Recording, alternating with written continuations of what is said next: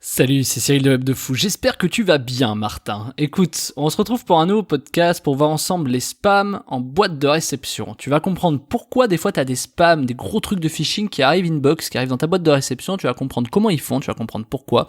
Bien entendu, je vais pas tout te dévoiler parce que c'est le sujet de la formation de la semaine qui est dans la description, qui s'appelle comment tripler ses taux d'ouverture en mailing. Mais avant ça, tu connais le truc, tu penses à t'abonner, tu cliques sur le bouton s'abonner. Tu vois, dans la description, il y a un lien, ça s'appelle rejoins mes contacts privés. Tu cliques dessus s'il te plaît. Et puis, tu me rejoins dans notre aventure, tu vois, on est déjà une grande communauté, on est pas mal, hein. Et puis, dans ces podcasts, tous les jours, je te délivre par email des informations qui vont changer ta vie et ton business, crois-moi. Ok ?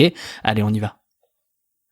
Qu'on se le dise tout de suite, le vrai sujet de pourquoi les spams arrivent en boîte de réception et comment tu peux faire toi pour éviter que toi qui tombes en spam, tu arrives en boîte de réception si tu envoies des emails, c'est clairement dans l'information et je t'explique un truc de fou. Donc là, je te fais l'instant promo tout de suite. Si tu as des problèmes et que tu te demandes comment tu fais pour arriver dans les spams alors que t'envoies des trucs bien, si tu veux arrêter d'arriver dans les spams et arriver en boîte de réception, je te délivre tout dans l'information, il n'y a pas que ça. Je te montre également comment tripler tes taux d'ouverture qui sont forcément liés à ça, mais pas qu'à ça, tripler ta délivrabilité également. Tu vas avoir tout le process pour réussir à passer inbox, à faire en sorte que tes emails fonctionnent quoi qu'il arrive, et en plus de ça, ils vont cliquer à mort, et je t'explique tout dedans, je te montre en partage d'écran, en vidéo, je te montre tout dans la formation, les chiffres, comment moi j'ai fait x60, je suis passé de 100 à 6000, c'est pas des conneries, je te montre le truc, enfin x52,3 exactement, mais j'arrondis à 60, c'est tout, c'est un truc de dingue, je te montre le truc en live, je te montre tout ce qu'il y a à savoir sur le mail, c'est de toute façon une des formations les plus complètes que j'ai faites,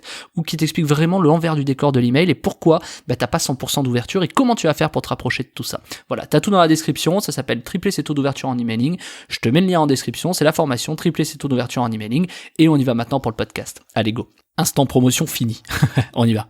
La première chose à comprendre, c'est savoir pourquoi, par exemple, tu arrives inbox. Avant de comprendre pourquoi tu arrives en spam, il faut savoir pourquoi tu arrives inbox ou pourquoi tu n'y arrives pas, si tu veux. Parce que le fait de ne pas arriver dans la boîte de réception du destinataire, ça veut pas forcément dire que tu arrives en spam. Maintenant, la grande question que les gens vont se poser beaucoup, je sais pas si ça t'est déjà arrivé, des fois tu reçois des mails de phishing. Tu sais, les mails de phishing, pour ceux qui ne le savent pas, c'est par exemple, mets ton numéro de carte bleue, vous avez une erreur dans votre commande, il faut ressaisir votre carte bleue. Ou alors, les impôts vous remboursent de l'argent, il faut que vous mettiez votre RIB ou votre CB pour qu'on vous rembourse de l'argent. Tu vois, c'est les mecs qui essaient de détourner qui se font passer pour quelqu'un d'autorité, donc les impôts, une banque ou quoi que ce soit, de sorte à ce que toi, tu te fasses un peu illusionner que c'est, si tu veux, la banque, j'ai pas le mot, que toi, tu crois que c'est la banque, et puis du coup, tu vas rentrer tes coordonnées, et eux, ils te volent ces coordonnées-là. Voilà, ça s'appelle du phishing.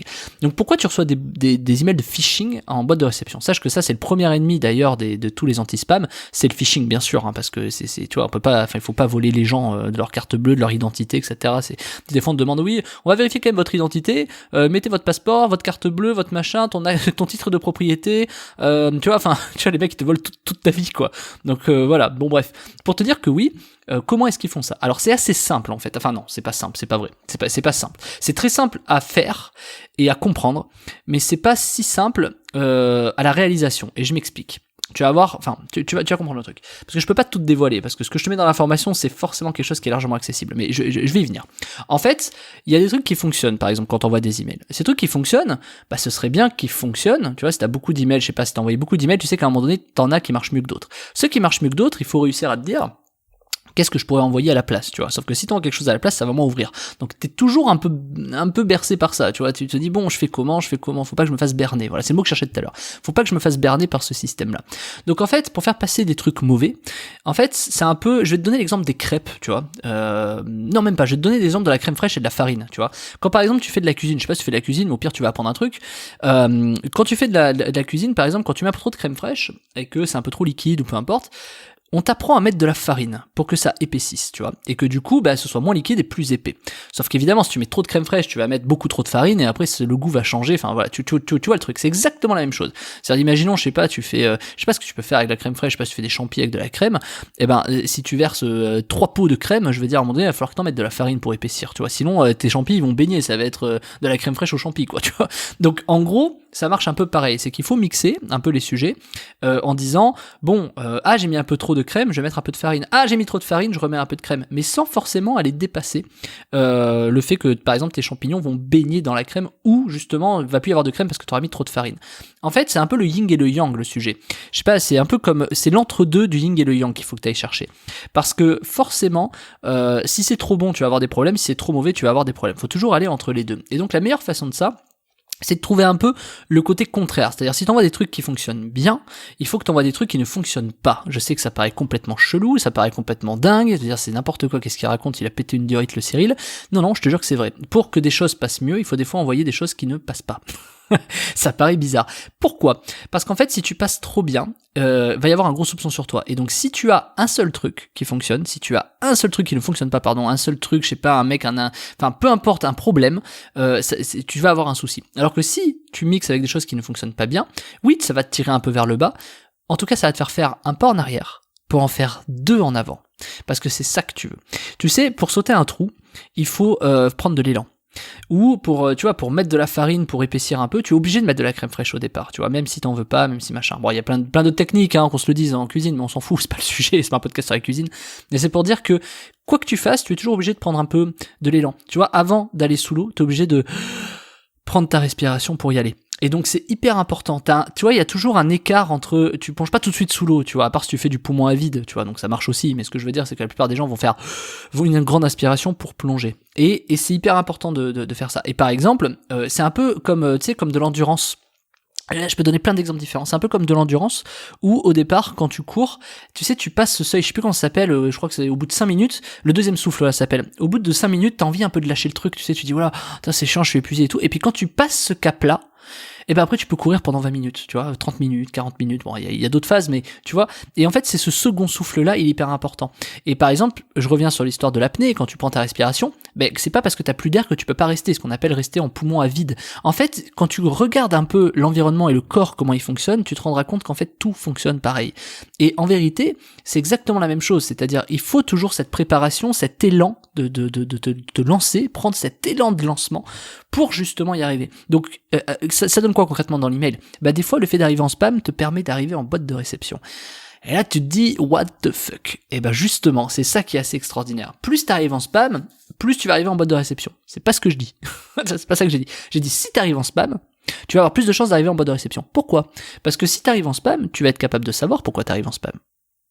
Tu as bien réalisé des choses pour que t'arrives en spam. Moi, ces choses, je les connais, que t'as faites pour arriver en spam, que toi, tu ne connais pas, justement. Et donc, du coup, comment tu fais pour renverser la vapeur ? Comment tu fais pour revenir en boîte de réception ? Parce que, sache que tout ce qui est Orange, Free, Hotmail, Gmail, ils préfèrent les gens, écoute bien ce que je vais te dire, c'est hyper important la valeur là que je vais te délivrer, ils préfèrent les gens qui passent en spam et qui repassent en boîte de réception, plutôt que les gens qui passent que en boîte de réception. Et c'est très logique quand tu connais le sujet. Je te jure que c'est vrai, personne te le dira. Tout le monde te dira mais n'importe quoi, machin. Ouais, mais laisse-les parler, ces gens-là. Tu sais quoi, ils essaient de te dire des choses, tu vois, enfin, cherche pas. Je vais pas faire l'Illuminati, tu vois, sur un sujet comme ça. Mais honnêtement, crois-moi, moi je connais des gens chez des anti-spam, je connais des gens sur la délivrabilité chez Orange, chez Gmail, chez Free, chez tout le monde. Et franchement, c'est un truc de dingue ce que je suis en train de te dire. Ça, c'est, j'espère pas avoir de problème en disant un truc comme ça, mais c'est une petite règle que personne ne te donne. C'est qu'en fait, pourquoi est-ce qu'ils préfèrent les gens qui passent en spam pour arriver en boîte de réception ? Quand tu réfléchis bien, je t'invite à faire pause et à réfléchir avant de te donner pourquoi la solution. Il faut que tu comprennes le sujet. Essaie de faire pause et de comprendre pourquoi ils préfèrent ça. Et maintenant, je te le donne en 1000. Quand tu arrives dans la boîte de réception, en fait, ce qui se passe, c'est que plus tu arrives en boîte de réception, plus tu vas atteindre des gens, tu vois.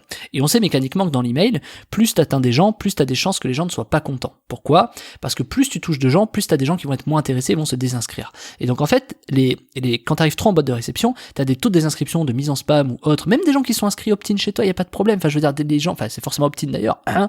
Mais ce que je veux te dire, c'est que forcément, les mecs, ils se désabonnent. Et plus tu touches, imagine, tu aurais 100% d'ouverture sur ton email. Imagine, ça n'existe pas, mais imagine. Tu aurais 100% d'ouverture. Et tu vas avoir beaucoup plus de problèmes que si tu avais 20% d'ouverture. Et ceux qui envoient les emails le savent bien. Et plus, sache qu'un Mailchimp ou un Mailjet, ils savent très bien les emails qui ouvrent chez toi. Parce qu'ils les traquent. Toi, tu le sais, les emails qui ouvrent chez toi. Donc eux, ils le savent. Et donc, du coup, tu te rendras compte très souvent que il y en a qui ouvrent tes emails tout le temps. Il y en a qui les ouvrent pas tout le temps. Alors que dès qu'ils les reçoivent, par exemple, en boîte de réception, ils les ouvrent. Parce qu'en fait, ils savent très bien jauger ça. ils savent très bien dire, tiens, aujourd'hui, chez telle personne, on va le mettre plutôt dans l'onglet promotion, chez telle personne, on va le mettre plutôt en spam, parce qu'ils vont voir comment ça réagit. Et par exemple, quand les gens disent, ah, j'ai reçu en spam, tiens, je vais accepter le fait de le remettre en boîte de réception en disant, tiens, j'accepte de recevoir des emails de ce contact, tu sais, en le replaçant en boîte de réception, là, tu vas gagner une grosse crédibilité. Et c'est pour ça que je te dis qu'en fait, et là, tu vas comprendre, je t'ai fait un peu le tour, pourquoi ils préfèrent que tu arrives en spam et ensuite en boîte de réception. C'est très logique. Ça, en fait, pour eux, c'est beaucoup moins de risques parce que quand eux te font délivrer les emails, ils ne le savent pas. Ok, bon, si en plus t'envoies un email par jour, tes taux d'ouverture, ils vont forcément un peu baisser parce qu'ils vont avoir plus peur en fait. Et c'est très logique, tu vois, je te laisse réfléchir à ça, c'est très très très logique. Et justement, moi je t'explique toute la technique pour justement prendre cet élan et revenir. Parce que là, je te dis, oui, il faut que les mecs te mettent en boîte de réception, mais il y a beaucoup mieux à faire et beaucoup plus simple. Tu vas pas demander à toute ton audience de passer en spam pour te repasser en boîte de réception, tu vois, ça marche pas comme ça, pas du tout. D'ailleurs, je fais surtout pas ça sinon t'es foutu, parce que les gens ils vont te mettre en spam, tu vas te faire déglinguer quoi, tu vois. Mais bon, et puis tu peux pas demander ça à ton audience, tu vois. Donc du coup, ça t'est déjà arrivé probablement, tu sais, ces mails où je sais pas, tu reçois peut-être mes mails à moi dans ta boîte, puis d'un coup tu les reçois dans les onglets promotion, puis ils repassent dans ta boîte, puis d'un coup tu vas les recevoir en spam. Et tu vois, il faut que tu comprennes ce système. Toi, tu vas dire, toi, utilisateur, tu vas te dire, oui, c'est parce que si elle doit faire de la merde, doit avoir une mauvaise réputation. Non, que nenni, cher monsieur. C'est que forcément, ils jouent à ça pour voir un peu, voilà. Et c'est là où c'est hyper intéressant. Si eux jouent à ça, tu te doutes que donc il y a une sorte d'algorithme qui est créé. Quand tu connais cet algorithme, quand tu sais, et franchement il est pas si compliqué, encore une fois, quand c'est toujours simple à la fin. Quand tu connais cet algorithme, tu es capable de jouer là-dessus. Parce que c'est très logique que les Gmail, etc., ils te fassent passer en spam pour voir si t'as des gens qui vont te repasser en boîte de réception. C'est très logique parce que pour eux c'est beaucoup moins de risques en fait. Et tu verras que ces gens-là, tu verras qu'à partir du moment où si un jour t'as un email de moi en spam et que tu le mets en boîte de réception, tu verras que pendant des mois, tu vas recevoir inbox tous mes emails. Alors qu'au début tu les recevais peut-être dans les promotions, dans les machins, etc. Ça faut l'analyser pour voir. C'est une technique de dingue que je te donne. Alors évidemment c'est pas ce que tu crois, c'est-à-dire que c'est pas, il suffit ce que je viens de te dire, et c'est pas juste j'arrive en spam et je repasse en boîte de réception. Et encore une fois tu peux pas demander ça à tes utilisateurs. Mais il y a des techniques bien plus simples et bien plus faciles pour faire ça, et qui en plus te donnent une crédibilité de dingue. Et ça c'est une grosse partie, c'est une grosse solution de la formation de la semaine qui s'appelle tripler ses taux d'ouverture en mailing. Elle s'appelle comme ça parce que forcément quand t'arrives inbox, tu doubles tes taux d'ouverture, mais en plus quand tu fais d'autres choses comme là des techniques que je peux te parler et que je t'ai pas vraiment révélé, tu peux encore doubler ce chiffre là, et je te montre tout dans la formation de la semaine. Ça s'appelle donc tripler ses taux d'ouverture en mailing. J'aborde tout, j'aborde la délivrabilité, les taux d'ouverture, je t'explique même comment passer de 100 clics à 6000 clics, tu vas voir, parce qu'il n'y a pas que l'ouverture, il y a aussi le fonctionnement des clics. C'est important que tu maîtrises la chaîne de j'envoie, je reçois, j'ouvre et je clique, et je t'explique tout dans cette formation. C'est colossal ce que je te délivre, c'est une formation quasiment complète sur l'emailing. J'aurais pu l'appeler bien différemment, il fallait un titre un peu accrocheur, tu vois, tripler ses taux d'ouverture. Je te le dis pourquoi elle s'appelle comme ça quand même, mais on y voit beaucoup de choses dedans, et j'aurais même pu la découper en 3 formations, cette formation, mais j'ai préféré toute la regrouper pour pas te faire payer 3 fois le truc, tu vois, clairement. Mais je voulais t'en faire une complète, tu vois. Et je te partage tout avec mon écran, vidéo, tu sais, moi les formations sont toujours en vidéo, donc je te partage tout dedans. Et tu vas voir à quel point c'est extraordinaire ce que tu vas apprendre, et ça va changer ton business mailing, s'il y a aucun doute là-dessus. Ok? Donc je te laisse cliquer sur le lien, ça s'appelle tripler ses taux d'ouverture en mailing, et puis je t'attends de l'autre côté. Allez, à tout de suite.